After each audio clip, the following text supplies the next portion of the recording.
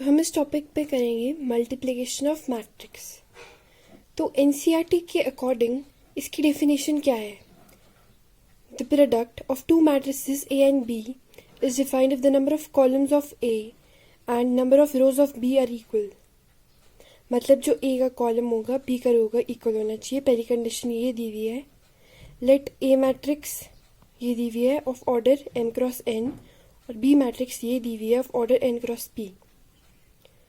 अब पूरी डेफिनेशन आपको ऐसे समझ नहीं आएगी, तो हम थोड़ा प्रैक्टिकली करते हैं।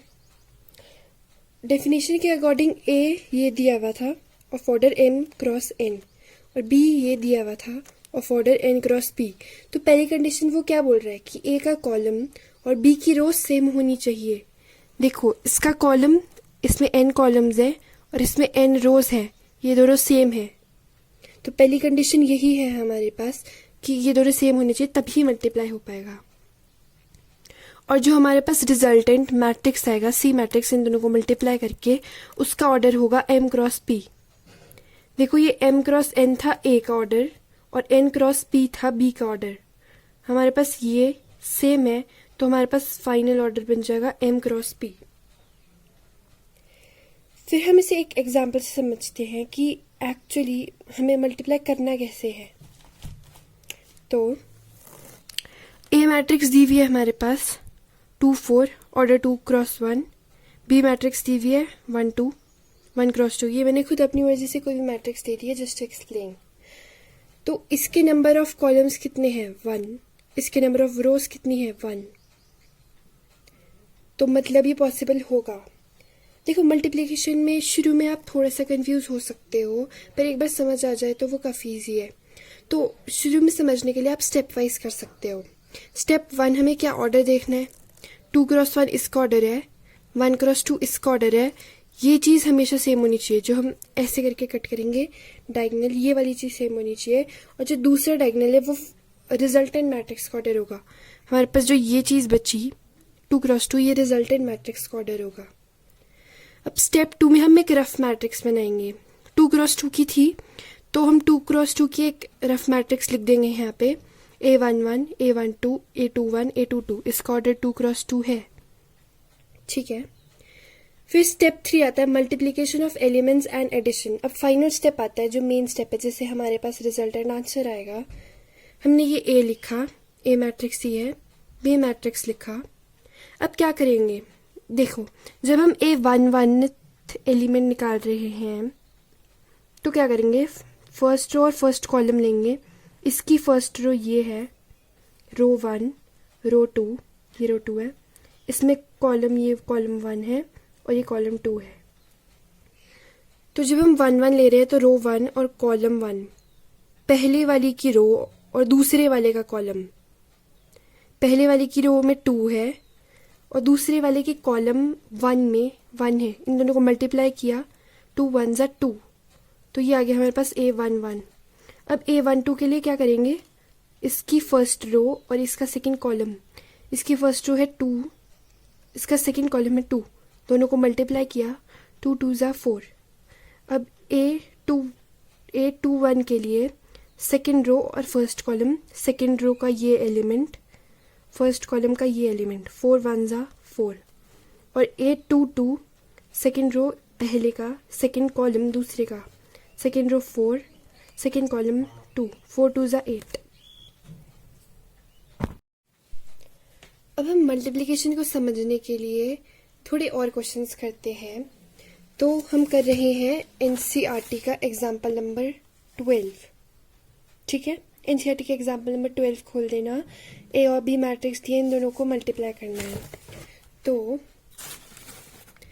हम 3 स्टेप्स में कर रहे थे। स्टेप 1 क्या था, हम ऑर्डर लिख रहे थे। ऑर्डर लिखा, इसका ऑर्डर है, ए का ऑर्डर है 2 क्रॉस 2 और बी का ऑर्डर है 2 क्रॉस 3। ये 2 क्रॉस 2 है, ये 2 क्रॉस 3 है। इसके नंबर ऑफ कॉलम्स और इसके नंबर ऑफ रोज इक्वल होने चाहिए, हैं, ये दोनों इक्वल हैं। तो हमारे पास जो रिजल्टेंट मैट्रिक्स का ऑर्डर आएगा वो होगा 2 क्रॉस 3, ठीक है। फिर स्टेप 2 में हमें एक रफ मैट्रिक्स बनानी है इस ऑर्डर की, हमने लिख दिया A11, A12, A13, A21, A22, A23। अब स्टेप 3 जो सबसे इम्पॉर्टेंट स्टेप होता है मल्टीप्लिकेशन में, हमें मल्टीप्लाई करना है और ऐड करना है। जो हमने पिछला एग्जाम्पल किया उसमें तो हमारे पास बहुत इजी था, वो ज़्यादा कॉम्प्लेक्स नहीं था। इसमें थोड़ा आपको कन्फ्यूजन हो सकता है, तो ध्यान से सुनना।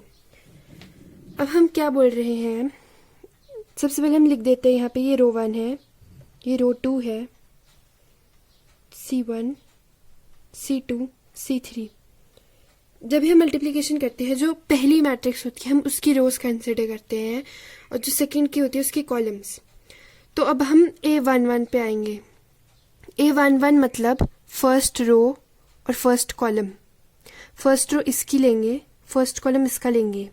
अब फर्स्ट रो में हमारे पास 6 और 9 है और फर्स्ट कॉलम में हमारे पास 2 और 7 है। तो हम इसे कैसे सॉल्व करेंगे, एक एक एलिमेंट को मल्टीप्लाई करेंगे और ऐड करेंगे। जैसे हमने यहाँ पे 6 को 2 से किया, मतलब ये रो का पहला एलिमेंट 6 है और कॉलम का पहला एलिमेंट 2 है। इन दोनों को मल्टीप्लाई किया 6 × 2। अब हमारे पास रो का सेकंड एलिमेंट 9 है और कॉलम का सेकंड एलिमेंट 7 है। इन दोनों को मल्टीप्लाई किया 9 × 7 और इन दोनों को ऐड कर दिया। ठीक है, क्या किया हमने, फर्स्ट रो और फर्स्ट कॉलम में इसका पहला एलिमेंट और इसका पहला एलिमेंट मल्टीप्लाई किया, फिर सेकंड एलिमेंट और सेकंड एलिमेंट मल्टीप्लाई किया और इन दोनों को ऐड कर दिया, जो मल्टीप्लाई करके आएगा वो। फिर हम आगे आएंगे A12 पे, first row second column. First row में हमारे पास 6 और 9 है, सेकंड कॉलम में हमारे पास 6 और 9 है। इसका पहला एलिमेंट, इसका पहला एलिमेंट 6 × 6, इसका सेकंड एलिमेंट और इसका सेकंड एलिमेंट 9 × 9 और इन दोनों को ऐड कर दिया। फिर A13 के लिए फर्स्ट रो और third column. First row third column 6 × 0 9 × 8, 6 × 0 9 × 8 और इन दोनों को ऐड कर दिया। सिमिलरली A21, A22 और A23 के लिए करेंगे। 21 मतलब second row first column, second row first column, इनका पहला element 2 × 2 plus 3 × 7। Second row second column, second row ये, सेकेंड कॉलम ये, 2 × 6 प्लस 3 × 9, ये आ गया। और 2, 3 के लिए second row third column, second row third column 2 × 0 plus 3 × 8। बस इनको ऐड करेंगे, 6 × 2 12, 9 × 7 63, इन दोनों को ऐड किया 75, 36 plus 81 117, 0 plus 72 72, 4 plus 21 25, 12 plus 27 39, 0 plus 24 24। अब हो सकता है कि आपको ये थोड़ा सा कंफ्यूजिंग लगे, तो मैं एक और ट्रिक बताती हूँ जिससे आपको बहुत इजीली समझ आ जाएगा। देखो हमने क्या किया, हमारे पास पहली रो में क्या क्या था, 6 9, तो हमने मैट्रिक्स बनाया 6 9 6 9 9 6 9। हमारे पास 3 कॉलम्स है तो हमने 3 बार लिखा है इसको। अब जो पहली रो थी वो पहली रो में ये आएगा, पहले रो के ये, और सेकंड रो में जो रो 2 है इसमें हम इनको लिखेंगे 3 बार, 2 3 2 3 2 3 2 3। ठीक है, फिर कॉलम की बारी आई। पहला कॉलम है 2 7 2 7 2 7, कॉलम की तरह ही लिखेंगे। अब कॉलम ऐसे चलते हैं ना, तो कॉलम में पहले यही लिखेंगे 2 7 और 2 7, 2 ही रोज है। मतलब जब हम रोज लिख रहे हैं तो हमारे पास यहाँ पे 2 रोज है और 3 कॉलम है, तो जब हम यहाँ पे रोज के एलिमेंट्स लिख रहे हैं तो उसे हम 3 बार लिख रहे हैं। पर जब हम कॉलम के एलिमेंट्स लिख रहे हैं तो हम इसे 2 बार लिख रहे हैं। 2 7 2 7 2 बार लिख दिया हमने एक ही कॉलम को। अगला कॉलम है 6 9, इसको भी 2 बार लिखेंगे 6 9 6 9। और लास्ट कॉलम है 0 8 0 8 0 8। बस इनको मल्टीप्लाई करना है जो भी एलिमेंट्स हमने साथ साथ लिखे हैं और ऐड करते हैं। अब देखो ये यही तो बन गया, सेम जो ये चीज़ है ये यही चीज़ बन गई और हमारे पास सिमिलरली आंसर आ जाएगा ऐसे भी। अब हमारा नेक्स्ट टॉपिक में प्रॉपर्टी है non commutativity of multiplication of matrices. हम एग्जाम्पल से देखेंगे, ये चीज़ प्रूव करेगी that a into B is not equal to b into A. मतलब हमारे पास प्रॉपर्टी ये है, देखो आप सिंपली चेक करने के लिए ऐसा भी कर सकते हो, जैसे कोई मैट्रिक्स हमें 2x2 ऑर्डर की दी हुई है और कोई मैट्रिक्स हमें 2x3 ऑर्डर की दी हुई है। ये A है, ये B है। हम ये बोलते थे कि ये और ये सेम होना चाहिए, इसका कॉलम और इसकी रो, तब जो रिजल्टेंट बनेगा वो 2x3 बनेगा, वो हो जाएगी A इंटू बी की वैल्यू। पर अगर हम B इंटू ए ले रहे हैं तो हम उल्टा लिखेंगे 2x3 और 2x2। इसमें हमारे पास ये दोनों तो सेम आ ही नहीं रहे, तो ये तो हमें पहले ही पता चल गया कि ये पॉसिबल नहीं होगा। पर जैसे हम और मैट्रिसेस लें, जैसे हमने 2x2 और 2x2 का लिया, तो इसमें तो सारे रोज नंबर ऑफ कॉलम सेम है दोनों के, तो इसमें हमें पता नहीं लग पाएगा। तो हमें फाइनल आंसर निकालना ही पड़ेगा देखने के लिए कि उन दोनों की वैल्यू सेम है भी कि नहीं। तो एनसीईआरटी का हम एग्जाम्पल नंबर 13 करेंगे। इसमें हमें ए मैट्रिक्स और बी मैट्रिक्स दी हुई है, इसका ऑर्डर 2x3, इसका ऑर्डर 3x2। हमको यहाँ पे प्रूव करना है कि a into B is not equal to b into A. जब हम a इंटू बी निकाल रहे हैं तो इसका order 2x3, this is a and this is b, ये दोनों सेम है तो फाइनल ऑर्डर आ जाएगा 2x2। रफ मैट्रिक्स बनाई हमने।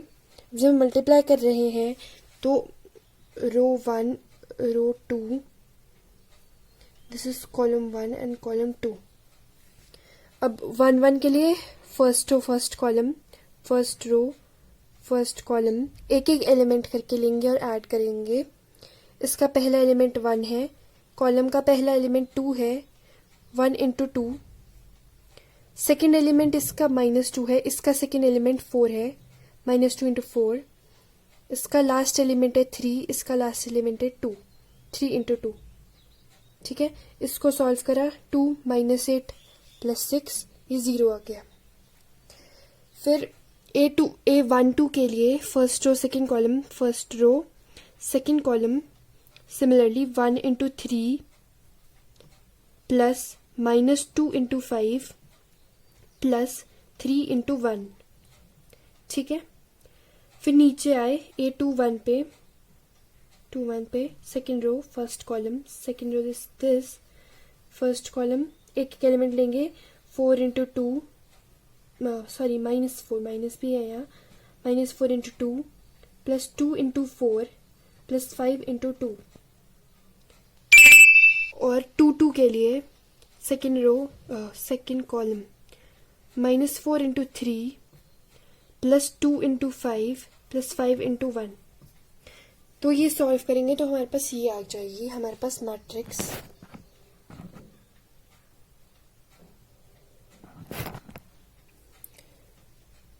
तो हमारे पास यहाँ से ए बी की ये वैल्यू आ गई थी।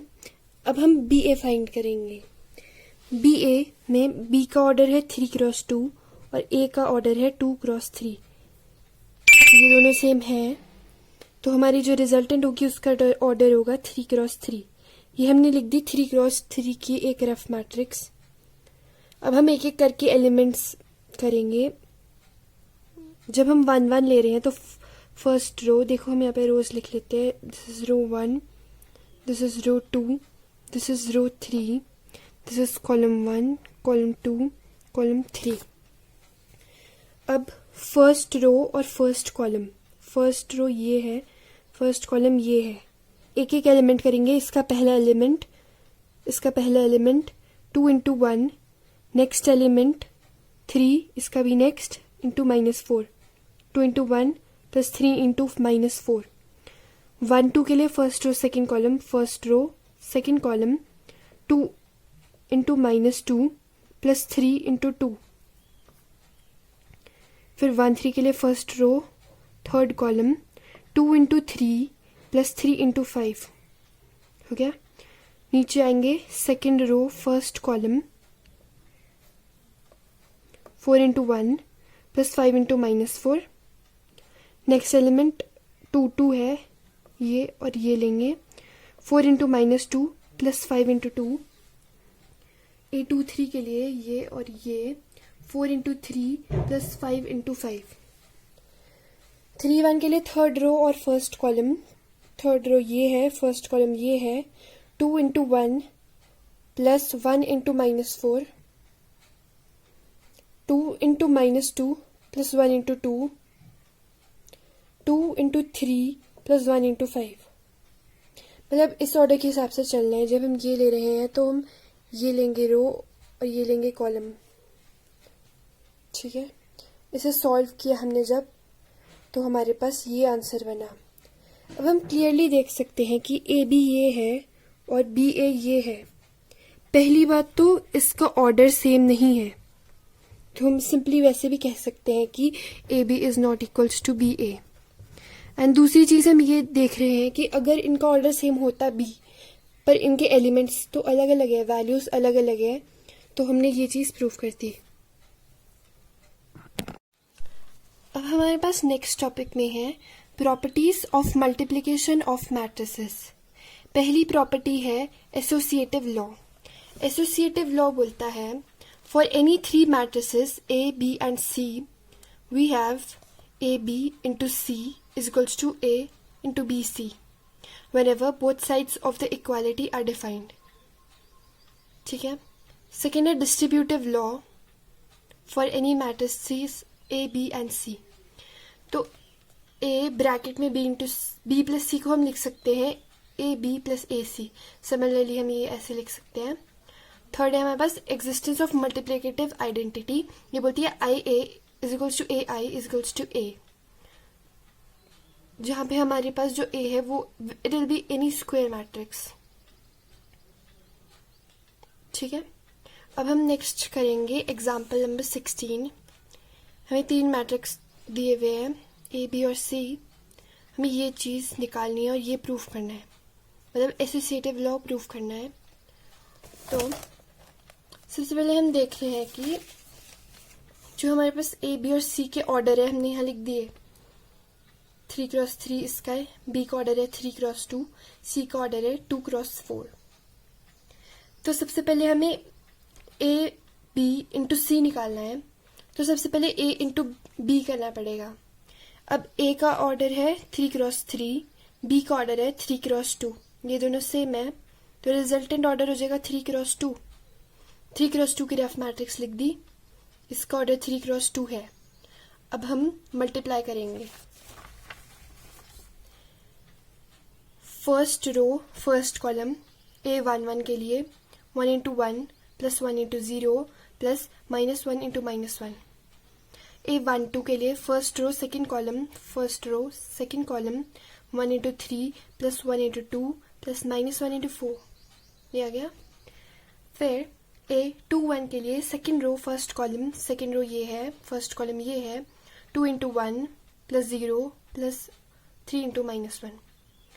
A22 के लिए second row second column, similarly ये आ जाएगा। A31 के लिए third row first column, A32 के लिए थर्ड रो सेकेंड कॉलम।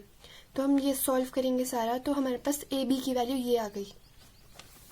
अब हमारे पास AB की वैल्यू आ गई है, AB का ऑर्डर है 3x2। अब इसको C से मल्टीप्लाई करना है। अब देखो हमारे पास ऑर्डर सेम रहना चाहिए। अगर हम C इंटू AB कर देंगे तो वो इसके इक्वल नहीं होगा, तो हमें AB को ही पहले लिखना है, ये ध्यान रखना। अब AB का ऑर्डर है 3x2 और C का ऑर्डर है 2x4, ये दोनों सेम है, तो रिजल्टेंट ऑर्डर बन जाएगा 3x4। 3x4 की हमने रफ मैट्रिक्स लिख दी। अब A11, ये AB की वैल्यू यहाँ लिखी, C लिखा, ये 1 1 के लिए first row first column, first row first column, 2 1 ज़ा 2 प्लस 2। A12 के लिए first row second column, first row second column, 2 2 ज़ा 4 प्लस 0। A13 के लिए फर्स्ट रो थर्ड कॉलम, 3 2 ज़ा 6 माइनस 2। A14 के लिए first row fourth column, minus 8 plus 1। Similarly हम बाकी एलिमेंट्स निकालेंगे। A21 2 2 2 3 2 4 3 1 3 2 3 3 3 4। हम सबको सॉल्व करेंगे तो हमारे पास ये आ जाएगी इसकी वैल्यू। अब नेक्स्ट स्टेप में हमें क्या करना है, हमें यहाँ पे प्रूव करना था कि AB into C is equals to A into BC। अब हमने यहाँ से AB इंटू C की वैल्यू निकाल दी है। अब ये निकालना है तो हम BC को मल्टीप्लाई करेंगे। सबसे पहले BC को मल्टीप्लाई करने के लिए हमारे पास B की ऑर्डर है 3x2 और C की ऑर्डर है 2x4। ये दोनों सेम है तो हमारे पास रिजल्टेंट ऑर्डर बन जाएगा 3x4। ये हमने लिख दिया 3x4 का रफ मैट्रिक्स। अब एलिमेंट्स को मल्टीप्लाई और ऐड करके B इंटू C की वैल्यू निकालेंगे। First row first column, 1 into 1 plus 3 into 2। A12 के लिए first row second column, 1 into 2 plus 0। A13 के लिए first row second column third column, 3 minus 6। A14 के लिए first row fourth column, minus 4 plus 3। अब similarly हमारे पास बाकी एलिमेंट्स हम निकाल लेंगे सेम मेथड से और हमारे पास ये आ जाएगा BC की वैल्यू। अब BC का ऑर्डर क्या है हमारे पास, BC का ऑर्डर है 3x4। हमें ये चीज़ निकालनी है। अब हम A को अगर आगे लिख देंगे तो वो गलत हो जाएगा, उसका कुछ और ही आंसर आ जाएगा, या हो भी सकता है कि वो मल्टीप्लाई हो ही ना। जिससे यहाँ पे हमने A का ऑर्डर पहले लिखा, BC का ऑर्डर ये लिखा, ये दोनों सेम है तो 3x4 बना। अगर हम इसे गलती से उल्टा भी कर दें तो पता है क्या होगा, BC इंटू A करते तो पहले हमें BC का ऑर्डर लिखना पड़ेगा 3x4, फिर हम A का ऑर्डर लिखेंगे 3x3। ये दोनों तो सेम है ही नहीं तो ये तो पॉसिबल होगा ही नहीं। तो इसका ऑर्डर हमेशा देख के चलना है। 3x4 ये हो गया, इसकी हमने रफ मैट्रिक्स लिखी और वैसे ही हमने मल्टीप्लाई किया इसको रो और कॉलम वाइज और हमारे पास जो आंसर आया वो ये बना। अब यहाँ से हम देख सकते हैं कि जो हमारे पास ये वैल्यू आई थी AB इंटू C की, it is equal to A into BC। तो क्लियरली वी कैन सी कि ये दोनों इक्वल है, हेंस हमारा क्वेश्चन प्रूव हो गया। अब नेक्स्ट है हमारे पास एग्जाम्पल नंबर 17। हमें A मैट्रिक्स दी हुई है order 3x3, B matrix order 3x3 और C मैट्रिक्स 3x1। हमें ये चीज़ें निकालनी है AC BC, A plus B into C और ये वेरीफाई करना है। This is the distributive law AC plus BC। ठीक है, तो हम सबसे पहले इसकी वैल्यू निकाल रहे हैं। तो A प्लस B किया, A और B को कॉरेस्पॉन्डिंग एलिमेंट्स को ऐड करेंगे। 0 प्लस 0 6 प्लस 1 7, 7 प्लस 1 8। फिर नीचे -6 plus 1 -5, 0 plus 0 0, 8 plus 2 10। Third row 7 plus 1 8, -8 plus 2 -6, 0 plus 0 0। अब A प्लस B का ऑर्डर है हमारे पास 3x3। अब हम इन दोनों को मल्टीप्लाई कर रहे हैं। 3x3 इसका ऑर्डर है, इसका ऑर्डर है 3x1। तो हमारा जो रिजल्टेंट मैट्रिक्स बनेगा उसका ऑर्डर हो जाएगा 3x1। मल्टीप्लाई करेंगे इसको और इसको, A11 के लिए इसको और इसको, 0 -14 प्लस 24। नेक्स्ट रो में आएंगे, इसको और इसको मल्टीप्लाई करेंगे। A21 -5 इंटू 2 0 इंटू -2 10 इंटू 3, और A31 के लिए 8 इंटू 2 12 हो जाएगा, A0। हमारे पास ये आ गई value A plus B into C की, तो ये आ गई हमारी लेफ्ट हैंड साइड। अब हमें AC और BC निकालना है, इन दोनों को निकाल के ऐड कर देना है। हमारे पास A का ऑर्डर 3x3 है, C का ऑर्डर 3x1 है, तो रिजल्टेंट हो जाएगा 3x1। वैसे सिमिलरली मल्टीप्लाई करेंगे, मल्टीप्लाई करके ऐड करके एलिमेंट्स को, हमारे पास ये आ जाएगा AC की वैल्यू। सिमिलरली हम BC की वैल्यू निकालेंगे, BC की वैल्यू ये आ जाएगी। अब हमें राइट हैंड साइड में इन दोनों को ऐड करना है, तो कॉरेस्पॉन्डिंग एलिमेंट्स ऐड करेंगे। 9 + 1 10, 12 + 8 20, 30 -2 28, जो हमारे पास ये है, it is equal to this. Hence हमने प्रूव कर दिया डिस्ट्रीब्यूटिव लॉ। एग्जाम्पल नंबर 18, हमें A मैट्रिक्स दिया हुआ है, हमें ये चीज़ प्रूव करनी है। A³ -23A -40I is equals to 0। तो जब हम I की बात कर रहे हैं तो A यहाँ पे 3x3 का स्क्वायर मैट्रिक्स है, तो जब हम I लेंगे उसको भी हम 3x3 का ही आइडेंटिटी मैट्रिक्स लेंगे। तो पहले हम इसको निकालते हैं, इसको अलग से निकालते हैं, फिर इन तीनों को सॉल्व करेंगे इक्वेशन में डाल के। तो A³ निकालने के लिए हम तीन चीज़ें एक साथ मल्टीप्लाई नहीं कर सकते, तो हम क्या करेंगे, A³ का मतलब होता है A into A into A, ठीक है। तो हम उसको लिख देंगे A² इंटू A। पहले हम A² की वैल्यू निकालेंगे, A² मतलब A इंटू A किया, जब हम इन दोनों को मल्टीप्लाई करेंगे तो ये चीज़ आएगी। अब हम इसको एक और बार A से मल्टीप्लाई करेंगे, तो इन दोनों को मल्टीप्लाई करके हमारे पास ये आ गई A³ की वैल्यू। अब हमें निकालना है इक्वेशन में A³ -23A -40I। A³ की वैल्यू हमने ये लिख दी, -23A -40I। This is the identity matrix of order 3x3। फिर ये चीज़ हमने एज इट इज लिख दी। अब जब हम स्केलर मल्टीप्लिकेशन करते हैं तो हम क्या करते हैं, जो ये नंबर है उसे हम एक एक एलिमेंट से मल्टीप्लाई करते हैं। 23 यहाँ आ जाएगा -23 -46 -69। सिमिलरली सारे एलिमेंट्स को हम -23 से मल्टीप्लाई कर रहे हैं। बाहर हमने एडिशन का साइन ले लिया, हमने माइनस को भी अंदर ले लिया था क्योंकि, और यहाँ पे -40 हमने अंदर डाल दिया, तो ये आ गया हमारे पास। अब इन दोनों को ऐड किया, जब हम ऐड करेंगे लास्ट में हमारे पास आंसर बनेगा ये, विच इज इक्वल टू 0।